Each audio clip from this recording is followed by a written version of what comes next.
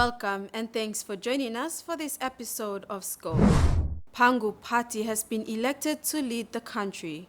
The unanimous decision was made on Tuesday, the 9th of August, when the 11th Parliament convened to elect various office bearers, including the Prime Minister. In his inaugural speech as the Prime Minister in the 11th Parliament, Marape made a number of commitments to improve vital systems, including law and order, health, and reforming the country's electoral process. He said it is evident that maintaining a status quo on this is no longer an option, and we must perform an audit of the National General Elections 2022. What we need to ask is what happened.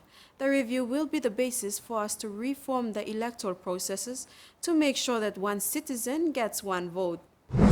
James Marape, leader of PANGU Pati, mastered a grand coalition of about 11 parties and a number of independent MPs. PANGU itself has 38 MPs. On Monday, 8 August, PANGU Pati was invited by the Governor-General to form government. The invitation was accepted by the party's General Secretary, Maurice Tovebai. At Parliament the following day, 97 MPs unanimously elected Marape as Prime Minister. His election followed that of Manu's MP Job Pomat as the Speaker of the House. Marape was nominated by Governor for Manus Charlie Benjamin and seconded by Finchhafen MP Rainbow Paita. Western Governor Taboy Awioto closed the nomination. 97 MPs, including those in the opposition, voted for Marape. Yalibu Pangia MP and leader of People's National Congress Peter O'Neill and MP for Maprik Gabriel Capris walked out of the chamber and did not vote. The PM was then released to go to Government House to be sworn in. Hereby appoint James Marape to be the Prime Minister. I, James Marape, do promise and declare that I will well and truly serve the independent state of Papua New Guinea and its people in the office of Prime Minister. We went into the elections with an agreement with PANGU Pati, and we have continued to maintain our relationship with PANGU Pati. There were many reforms that were begun in the last Parliament when PANGU Pati took office, particularly with subnational governments and the support given. And so we are looking forward to continuing that work.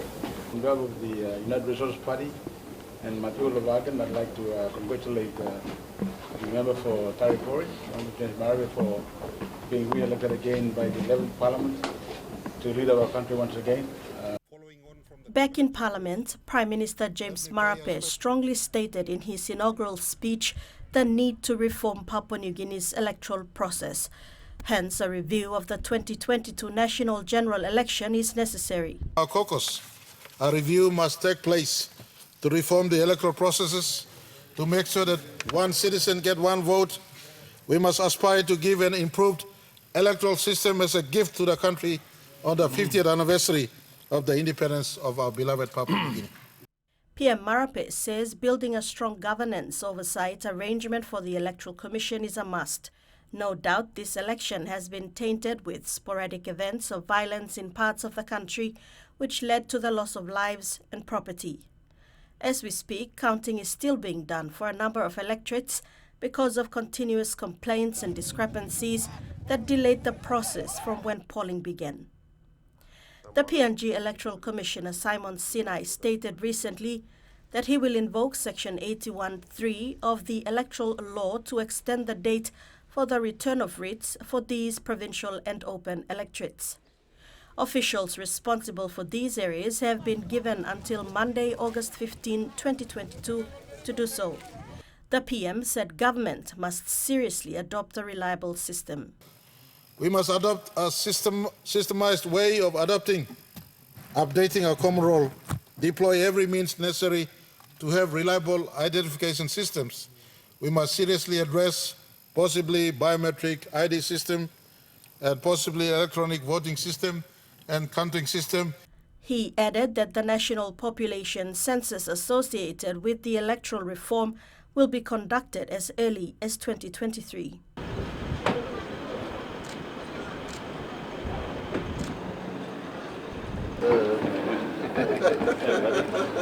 They get Common side. All right, that's good. You left side of Woods. On Wednesday, 10th August, the Prime Minister and 4 members of Parliament took oath as the caretaker government. Member for Lake John Rosso was sworn in by the Governor-General Sir Bob Dadai as the Deputy Prime Minister.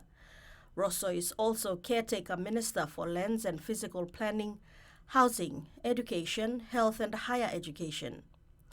Other MPs who took oath as ministers in the caretaker government include Member for Kikori Soroyoe, KVN MP Ian Link-Staki, and Hagen Open MP William Duma. The Prime Minister is responsible for national planning, police, defence and the correctional services. Parliament has been adjourned to August 30. When we come back, forestry downstream processing still on the agenda of the PNG Forest Authority.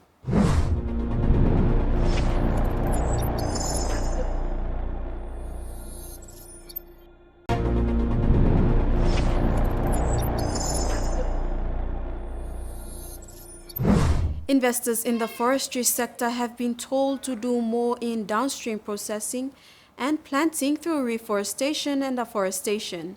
Minister for Forests in the 10th Parliament early this month met with staff of the PNG Forest Authority to emphasize this. Solan Mirisim was welcomed back into office, staff and management of PNGFA early this month. Solan Mirisim's election back into office for a third term was celebrated by staff and management of the PNG Forest Authority. The institution was hopeful then that the MP for Telefomin would be returned to the office of the Minister for Forests in the new government. Welcome back. Thank you. Welcome back. Thank you. Please, get... Come.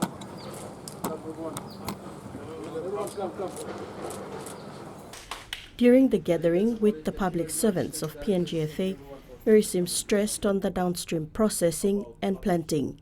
That responsibility was put to investors who were present to do that through reforestation and afforestation. When the new government is formed, our first and foremost priority will be downstream processing. Downstream processing creates opportunity for ordinary Papua New Guineans, giving priority back to the people, the landowners. He said by 2025 it will be 100% downstream processing. Speaking to investors, Mirisim said most times they continued to get the logs from the numerous projects in a number of provinces. Of these numerous projects, he identified that only one is practicing downstream processing. The rest are only logging, and that will have to stop. You are here to contribute, you are here to stay in Papua New Guinea. You don't just go and log, and you run away looking for another place to go and log. You need to do reforestation and afforestation. So you stay in that particular area for quite a long time, and you contribute to that location. So let me appeal to investors. Please go into reforestation and afforestation so that you stay. There are a few companies who are doing that, and, especially from East Britain. Some companies coming out from East Britain. I don't see that in my province, Wademo, Bewani, up to not Telefomin, but down the coast. There is no reforestation, afforestation. Most timbers are all gone. Quillas are all gone. By 5 or 10 years' time, there won't be any more quillas in Sanda. We need to promote quilla and other plants, other timbers that can be reforested. So reforestation, afforestation will be number 2 priority for all our investors and also our officers. The third priority is management, starting with improving rundown infrastructure throughout the country. We have a very strong managing director here. Some good people who will be working together to make sure we bring back forest. Because we make more money for the government and we have to do more so we make more money for the government. The Telefomin MP said to push the agenda in the new parliament, including decreasing the log export tax. It's about partnership. We are here to help you, and you are here to help us, and we deliver for the government of the day. So let's all work together for the common good of our landowners, our government.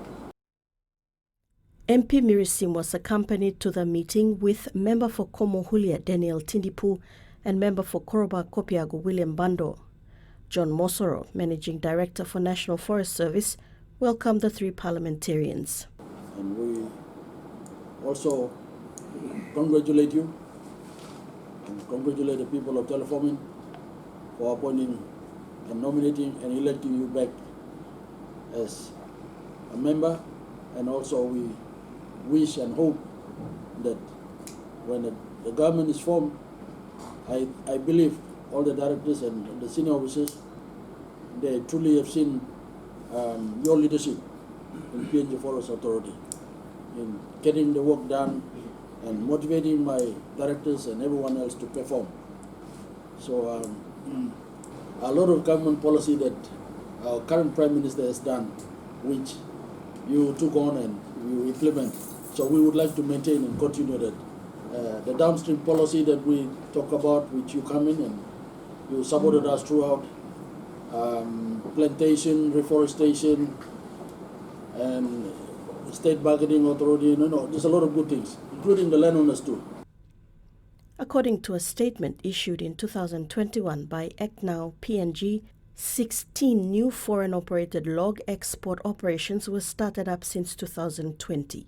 Campaign manager Eddie Tanago said 9 of them were established in 2020 and the rest in 2021. He said the new operations are spread across 7 provinces: West Sepik, West New Britain, East New Britain, Central, Northern, New Ireland, and Western Province. ACTNOW says while it supports the government's policy to stop all unprocessed log exports by 2025 for 100% downstream processing, the PNG Forest Authority must implement the government's policy. After the break, OFC's All-In strategy aims to develop women's football in every aspect and level over the next 6 years.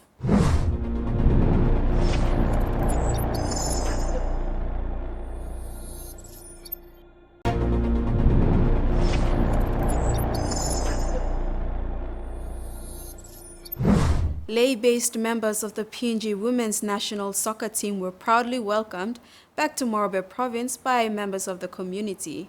Since their arrival in Lay on Thursday, the 4th of August, the members of the national women's team were hosted lunches and functions by the business community where they were thanked for making PNG proud.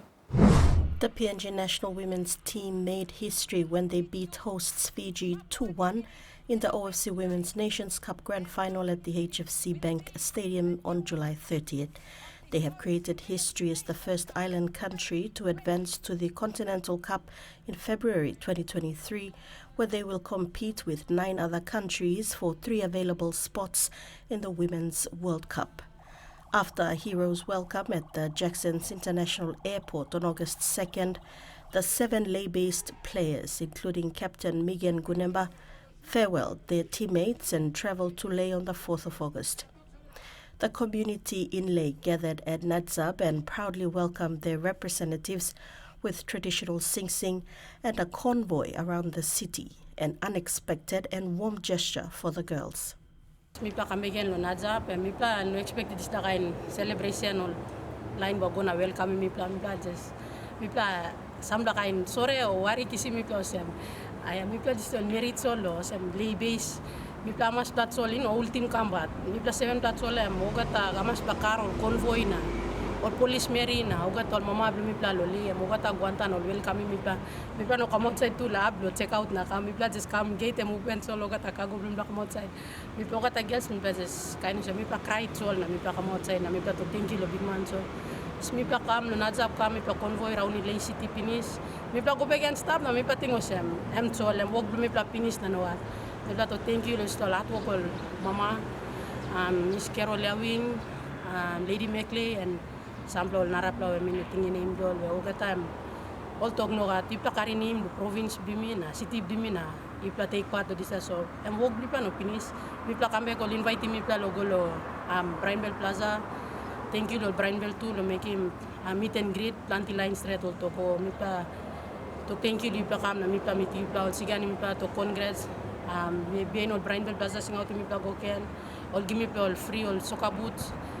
Mi pla to thank you ladista. Plenty all business houses too all come mi pla. All mi pla to thank you all. On Wednesday, the 10th of August, the Leh Chamber of Commerce and Industry hosted a congratulatory cocktail function for the Leh-based members of the PNG Women's National Soccer Team, applauding them for elevating the nation and especially Marape when they fought tooth and nail to bring the OFC Nations Cup home.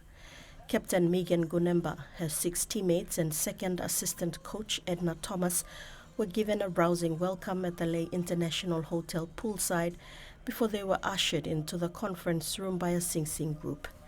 Captain Gunemba was given the opportunity to speak, where she thanked the Leh community and business sector for the hero's welcome extended to them since they arrived at Nadzab on the 4th of August.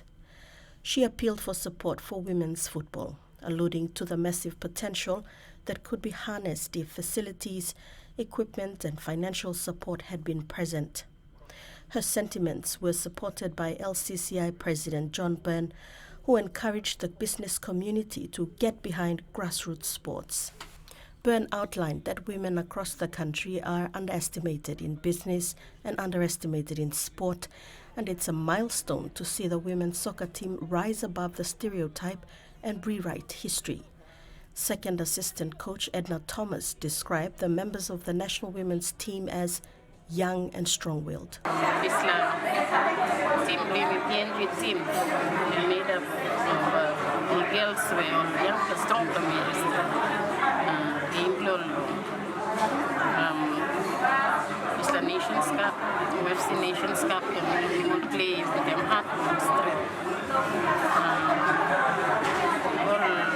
Sometimes strong beginning also come out, sometimes strong background especially. Until beginning now, girls or married boy, all come out one family where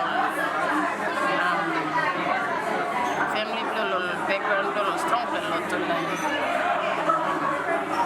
Plenty of school beginning, but now this love, some of sacrifice in school. Start to university, I think one plus start to UOG, one plus start to UPeng, one plus start to Coco Business College. So almost to school, taking up Islam. Train more than 6 months. Like thinking now. Sorry, Lilik Bell worried low. Here's the meeting in Muslim. So Thomas may come out to Leh Football Association and Noga support all girls. And maybe 5-10 years time, maybe by Noga or young players. Because we know the development law association. Right now, we talk to the Leh Football Association. We plan. We like looking plenty of young players. All you. Young is under 12, under 15. It's like you may start developing by maybe 5-10 years time, but you may get some like strong players and The Oceania Football Confederation has launched its first strategic plan dedicated to women's football. The All-in OFC Women's Football Strategy 2027 aims to increase the development, growth, sustainability and professionalization of the game, leading to greater performances on the world stage. OFC President Lambert Maltok said it was a crucial time for women's football development. The strategy is binding governors and administrators of football to develop the women's game in every aspect and level over the next 6 years. The All-in OFC Women's Football Strategy 2027 is the first strategic plan dedicated to women's football by the Oceania Football Confederation. The inaugural OFC Women's Football Strategy will lay the foundations for achieving OFC's goal of having 2 competitive teams at the FIFA Women's World Cup 2027. OFC President Lambert Maltok said it was a crucial time for women's football development. He said the strategy is binding governors and administrators of football to develop the women's game in every aspect and level over the next 6 years. He said it aligns with OFC's commitment to ensure that it provides as many opportunities as possible for women in the region. Providing direction, purpose and guidelines for women's football in Oceania, this strategy will also assist with the creation of an inclusive footballing culture, which inspires and empowers females across all sectors. FIFA President Gianni Infantino said the OFC women's football strategy represents a historic and significant moment in Oceania, an exciting new era where women's football can thrive across the region, with the aim to have at least 60 million girls and women around the world playing football by 2026. FIFA would need the support of the confederations and member associations to provide the pathways and the frameworks for these players. And the countdown from the fans.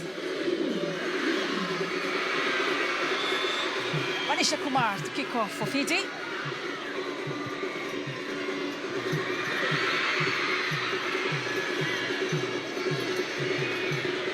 The strategy has been built on 5 key pillars: participation, visibility, education, performance and culture. Break down the barriers and increase accessibility for girls and women in football to ensure girls and women are meaningfully engaged in all aspects of football. A visible Oceania. Visibility in raising the awareness of possibilities. Create awareness and raise the profile of women's football in Oceania to increase participation, visibility and value of women's football and women in football. A stronger Oceania, education, building the foundations. Build foundations of women's football and increase the capacity and capability of girls and women in football. An elevated Oceania, performance, raising the standards. Raise the standard, frequency and delivery of women's football to drive performance and have more competitive teams at OFC and FIFA competitions. And an inclusive Oceania, culture, leading by example. Strengthen the culture of governance in football to improve gender equality and foster a safe, positive and inclusive environment for all. OFC Women's Football Manager Emma Evans praised the member associations and their efforts to continue the progression of the women's game. Yeah, it's crucial, and one of the main goals, I guess, of the strategy is to have 2 teams at the Women's World Cup come 2027. But if we can achieve that sooner by having a team qualify through this next Confederation playoff tournament, that would be amazing. As part of the launch of the OFC Women's Football Strategy, OFC have appointed 11 women's football ambassadors, 1 for each member association, who will carry out the values of women's football across Oceania. Yvonne Gabon, co-captain of the PNG women's team to the recent OFC Women's Nations Cup, is PNG's ambassador of the OFC Women's Football Strategy. So I think having the extra motivation of having a half a spot or a playoff tournament to go to the World Cup is fantastic. But the all-in strategy really was there to help drive performance on the world stage, whether that be players, coaches, referees, the management staff. It's across all facets, and I hope we can really show that this Women's Nations Cup will be the pinnacle tournament for women in our region, and I hope the display of football that's on show, the tournament itself, and what it looks and feels like to everyone involved will be the best it's ever been. Papua New Guinea is through to this playoff tournament in Auckland, New Zealand in February 2023. This is the first time that PNG was successful in winning the OFC Women's Nations Cup. Pass it to the captain. Good ball. That's a goal for Papua New Guinea. And Papua New Guinea score first for this OFC Women's Nations Cup final 2022. Yes, and PNG is up on their feet. Remember, the captain. And that ends Scope this evening. A kind reminder to apply simple measures to prevent the transmission of the coronavirus. Regularly wash your hands with soap and water, cough or sneeze into your elbow, and exercise social distancing. If you are feeling sick, please stay at home. You can also call the COVID hotline number for more information or assistance. Thank you for your company. Bye for now.